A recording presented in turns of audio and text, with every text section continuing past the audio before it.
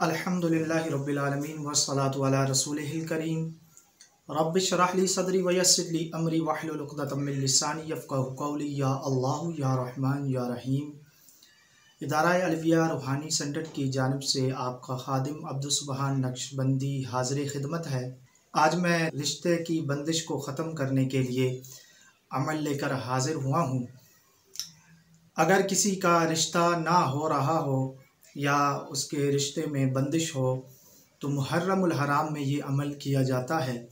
सबसे पहले आप एक वाइट पेज लेंगे, वाइट वर्क लेंगे और 10वीं मुहर्रम को सुबह के वक्त आप जो है किबला रू बैठ कर बिस्मिल्लाहि या लतीफ़ु 313 मरतबा वर्क पर तहरीर कर लेंगे।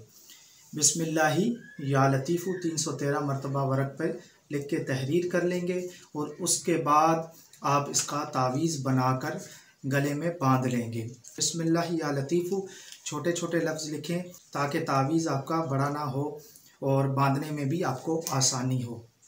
इंशाअल्लाह तबारक व तआला अगर आप ये अमल करेंगे तो अल्लाह जल्ल शानुहु ने चाहा तो बिज़रूर नेक साले रिश्ता भी आएगा और आपके रुके हुए काम भी इंशाअल्लाह तबारक व तआला इस तावीज़ की बरकत से हल हो जाएंगे और इसकी बहुत सारी और भी बरक़ात हैं इंशाअल्लाह तबारक व तआला।